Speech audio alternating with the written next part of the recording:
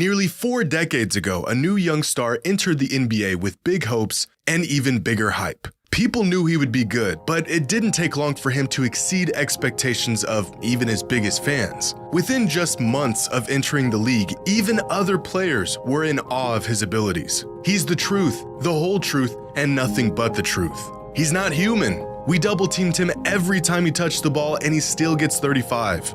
The kid was a revolution for the league at the time, like nothing they had ever seen before. But this rookie knew that his NBA career was just getting started, and despite clearly being one of the best players in the entire league, he remained humble. I'm trying to play my natural game, and I think I'm establishing myself, gaining the respect of the players. This was back in 1985, and at the time, the kid went by the name Mike. But today, we know him as Michael Jordan.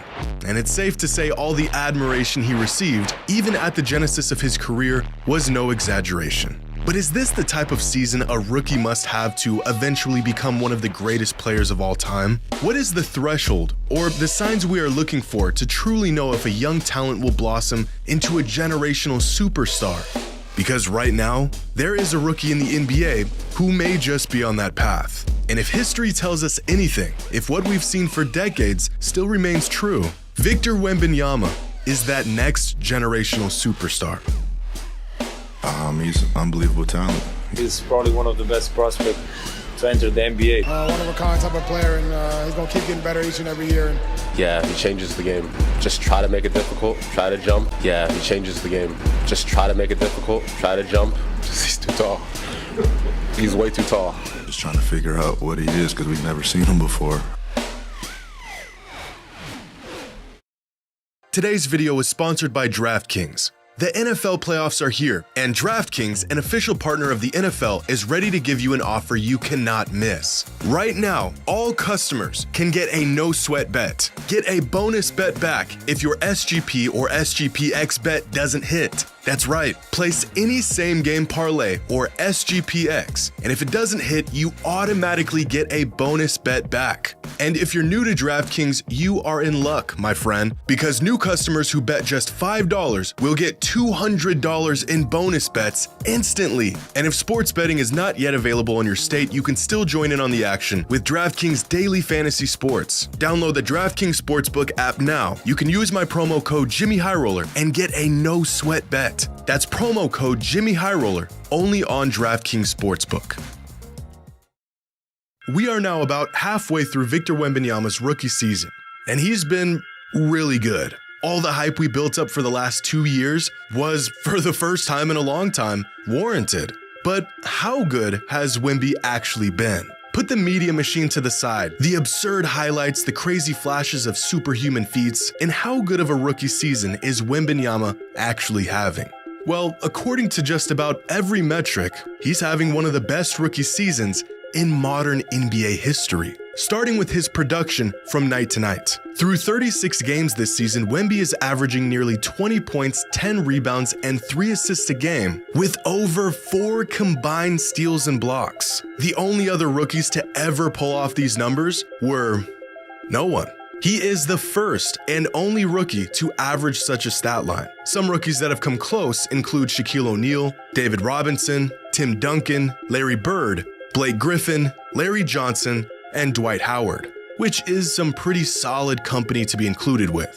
But Wemby is only playing 28 minutes a game this season, far less than any of these other players were in their rookie season. If we convert these stat lines to per 36, then you can really see just how productive and potent Wemby has been to start his NBA career. In fact, if we take a look at estimated plus-minus, arguably the best all-in-one statistic available to the public today, here are some notable stars of the NBA and their EPM in their rookie season. At the bottom, you have players who got off to a slow start, like Darius Garland, Jaylen Brown, and Tyrese Maxey. Keep in mind, realistically, any rookie who can muster up a positive EPM at all is actually having a stellar season, with the average EPM league-wide being negative 1.0. Cade, LaMelo, and Halliburton all had similarly impactful rookie years, but you'll have to keep climbing to find some of the best rookies over the past decade. Here's Karl Anthony Towns, Luka, Ben Simmons, but the 3 rookie seasons that stand far above the rest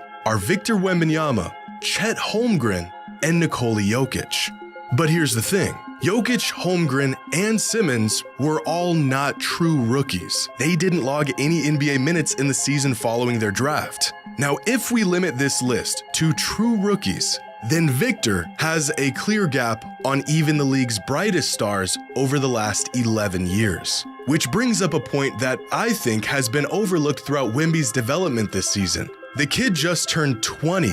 Most of his numbers this year were put up while he was just a teenager. So take a wild guess at how many teenagers throughout the history of the NBA have averaged 15 points per game. Let's not even consider any other metrics. 15 points a night. That's it. The number is probably lower than you think, because there have been just 13 teenagers in NBA history who have averaged 15 points per game or more. Among these 13 players are some of the greatest ever: Durant, Kobe, LeBron, Kyrie, and some future greats like Luka, Anthony Edwards, and LaMelo Ball. But what if we add some more stipulations here? What about shooting efficiency? If we only include players who shot at least 55% true shooting while averaging 15 points or more in their rookie season, then this list narrows all the way down to just Kyrie, Zion, and Wemby. But Kyrie and Zion are known for their scoring. That's their bread and butter. Victor is this potent and efficient as a scorer, and it's not nearly where he's most valuable. Defensively, Wembanyama has been a superstar this season. At 7'4", Victor's interior defense is so overwhelming that his presence alone is enough to keep teams out of the paint. He snatches lobs out of the air that have no business even being contested. He has players kicking out layup opportunities that would otherwise be an easy 2 points. And almost like a free safety, he has a natural instinct for help defense that allows him to close 10, 15-foot gaps in a split second. On this play, Wemby's teammate gets beat towards the baseline, and almost instantaneously, Victor reacts, beats both guards to the paint, and cuts off the offense, preventing an easy layup, blowing up this entire possession. Here's another play against the Clippers where Wemby is playing perimeter defense, which is already an anomaly for a player of this size to begin with. Kawhi gets a step on him coming off the screen, but Victor manages to recover. Kawhi has nowhere to go, so he kicks it out. Once again, Wemby almost gets a piece of the ball, and in about a half a second, he has effectively closed out on Westbrook on the other side of the court. Westbrook thinks he has him beat, but Wemby recovers and ends this possession with a blocked shot.